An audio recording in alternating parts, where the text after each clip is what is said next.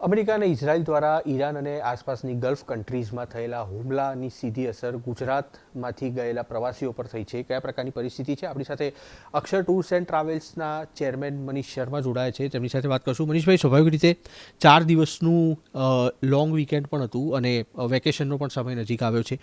આવા સંજોગોમાં સૌથી પહેલાં તો ફ્લાઇટો રદ થવાથી કેટલી અસર થઈ છે અને કેટલા લોકો અહીંયા ફસાયા હોવાની માહિતી સામે આવી રહી છે? ખાસ કરીને વાત કરીએ તો જે આ લોંગ વીકેન્ડ હતો હોળી ધૂળેટીનો સેટરડે સન્ડે, એના કારણે ખૂબ મોટી સંખ્યામાં લોકોએ દુબઈ આબુધાબીનું બુકિંગ કરાવેલું હતું. અચાનક આ પરિસ્થિતિ બદલાતા અત્યારે હાલ લગભગ 3,000 પ્રવાસી ગુજરાતના દુબઈ આબુધાબી શારજામાં છે. કમ્પ્લીટ સુરક્ષિત છે, હોટલોની અંદર છે. સાથે ત્યાં રમઝાન ચાલતો હોવાથી અન્ય કોઈ જગ્યાએ કોઈ પણ પ્રકારનું સ્ટ્રેસ નથી. તમામ પ્રવાસીઓ સંપર્કમાં છે અને બધા જ સુરક્ષિત છે.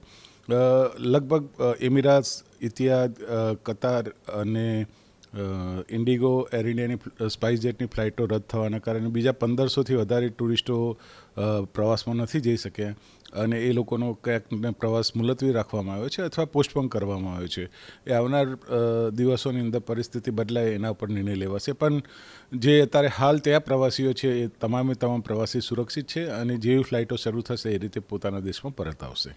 મનીષભાઈ, છેલ્લા અનેક સમયથી દુબઈ ટુરિઝમ માટે ફેવરિટ જગ્યા પણ બનેલી હતી અને આ આખી પરિસ્થિતિ જોતાં તજજ્ઞ તરીકે આપને શું લાગી રહ્યું છે? કેટલો સમય સુધી હજી આની અસર રહી શકે? કારણ કે છેલ્લા 2-3 દિવસથી જે તણાવ ભરેલી પરિસ્થિતિ છે, આ પરિસ્થિતિ કેટલા સમય સુધી રહી શકે? ખાસ કરીને અમદાવાદથી વાત કરીએ તો લગભગ 16થી વધારે સીધી ફ્લાઇટ હોવાના કારણે અને 2.5 કલાકનો સમયગાળો હોવાના કારણે દુબઈ ગુજરાતીઓમાં ખૂબ હોટ ફેવરિટ ડેસ્ટિનેશન રહ્યું છે અને ખૂબ મોટી સંખ્યામાં વીકેન્ડ હોય કે વેકેશનનો ટાઈમ હોય ગુજરાતીઓ ત્યાં જતા હોય છે. અત્યારે જે પરિસ્થિતિનું નિર્માણ થયું છે એ પરિસ્થિતિનું નિર્માણ જોતાં હમણાં હાલ પ્રવાસીઓ ક્યાંક ના ક્યાંક પોતાનો પ્રવાસ મુલતવી રાખ્યો છે અથવા પોસ્ટપોન કરેલ છે.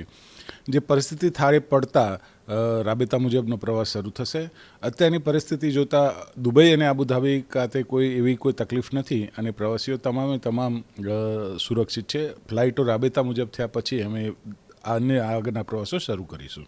મનીષ શર્મા આપણી સાથે જોડાયેલા હતા, જેમનું કહેવું છે કે હુમલાની ઘટના બાદ 3,000 જેટલા મુસાફરો છે ગુજરાતી, જેઓ હાલ દુબઈ અને અબુધાબીમાં ફસાયા છે. જોકે સુરક્ષિત છે તેઓ, અને તેની સાથે 1,500 જેટલા બુકિંગ છે તે આ સમગ્ર ઘટનાના કારણે રદ કરાયા છે. કેમેરામેન કમલેશ પટેલ સાથે કુશાંક સોની, ABP અસ્મિતા, અમદાવાદ.